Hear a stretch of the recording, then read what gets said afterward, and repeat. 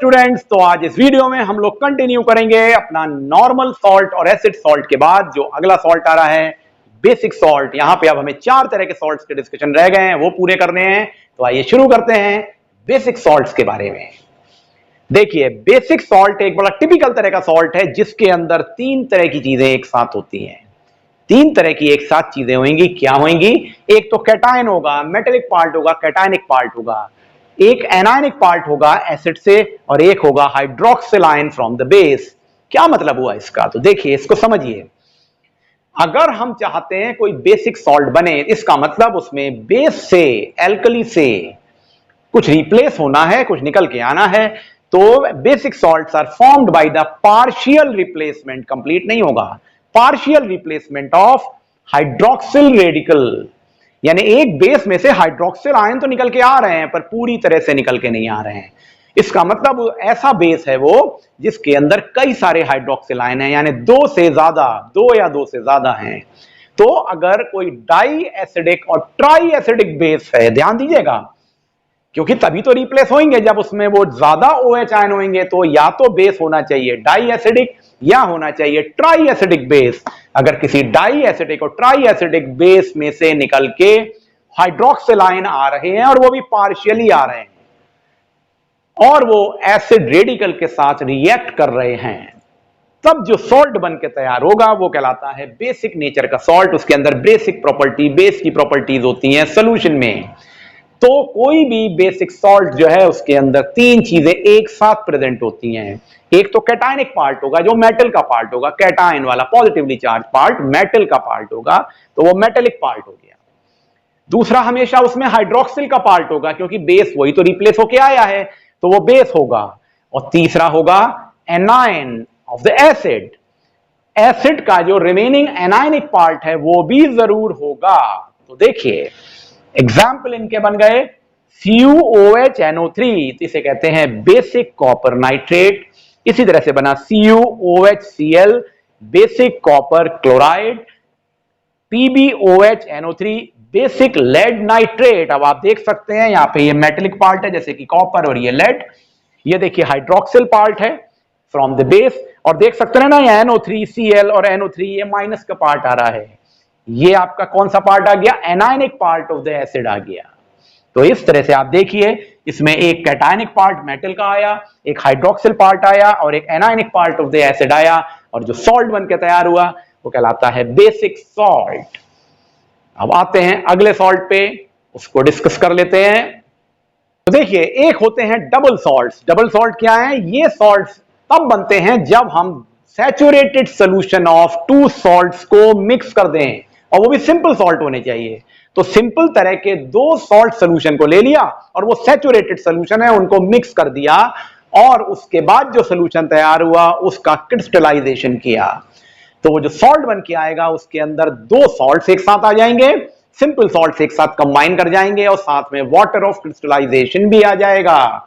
तो एक ऐसा सॉल्ट जिसमें कि which is formed by the mixing of the saturated solution of 2 salts या 2 simple salts followed by the crystallization of the saturated solution। तो ध्यान देने की बात है, 2 सिंपल सॉल्ट्स कंबाइन कर रहे हैं और साथ में उसमें वाटर ऑफ क्रिस्टलाइजेशन भी है, क्योंकि हमने सैचुरेटेड सॉल्यूशन का क्रिस्टलाइजेशन किया। तब जो सॉल्ट मिलता है वो कहलाता है double salt. For example, 2 typical examples हैं इसके। पहला है मोर salt, FeSO4 NH4 whole twice SO4.6H2O। तो देख सकते हैं आप, पहला पार्ट है इसमें सॉल्ट का FeSO4। देखिए, ये पहला नॉर्मल सॉल्ट है FeSO4। दूसरा नॉर्मल सॉल्ट है NH4 whole twice SO4, ammonium sulphate और आयरन सल्फेट का कॉम्बिनेशन है मोअर सॉल्ट, और साथ में ये है वाटर ऑफ क्रिस्टलाइजेशन .6H2O। दूसरा है एलम और पोटाश एलम, फिटकरी जिसको कहते हैं। तो K2SO4 Al2SO4 whole thrice .24H2O। तो देखिए, पहला सॉल्ट है पोटेशियम सल्फेट K2SO4, दूसरा सॉल्ट है Al2SO4 whole thrice Al2SO4 whole thrice, ये बन गया एल्युमिनियम डाइसल्फेट, और इसमें है वाटर ऑफ क्रिस्टलाइजेशन 24H2O। तो 2 simple salt plus water of crystallization से बनने वाला सॉल्ट कहलाता है डबल सॉल्ट। अगले नेक्स्ट सॉल्ट पे आ जाते हैं हम। तो अगला एग्जाम्पल आता है हमारा मिक्स सॉल्ट्स के बारे में। देखिए, मिक्स सॉल्ट्स को बनाने का कोई जनरल मेथड ऑफ प्रिपरेशन नहीं होता है, बस ये सिंपल मिक्सिंग से बनाए जाते हैं।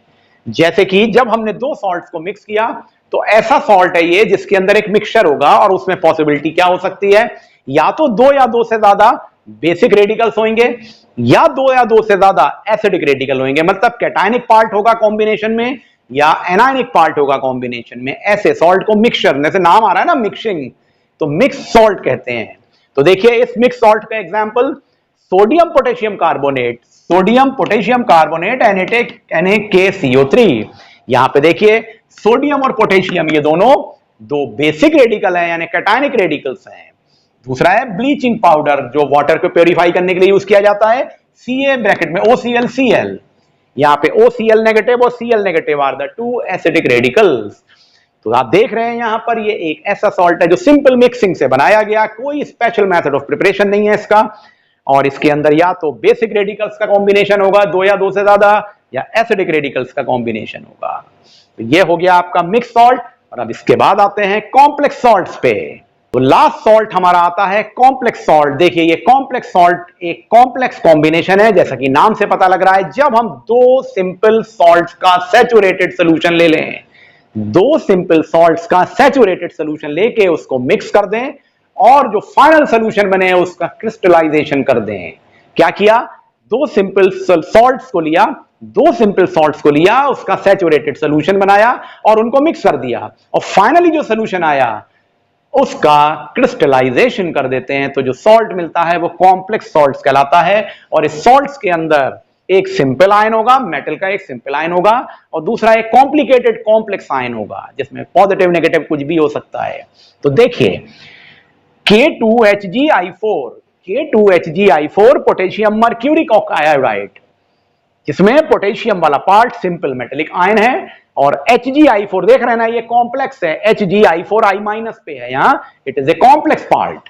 दूसरा एग्जांपल देखें, NaAgCN2 सोडियम सिल्वर साइनाइड है ये, तो सोडियम पॉजिटिव आयन वाला पार्ट है इसका, जो मेटेलिक पार्ट है, और AgCN2- ये कॉम्प्लेक्स आयन है।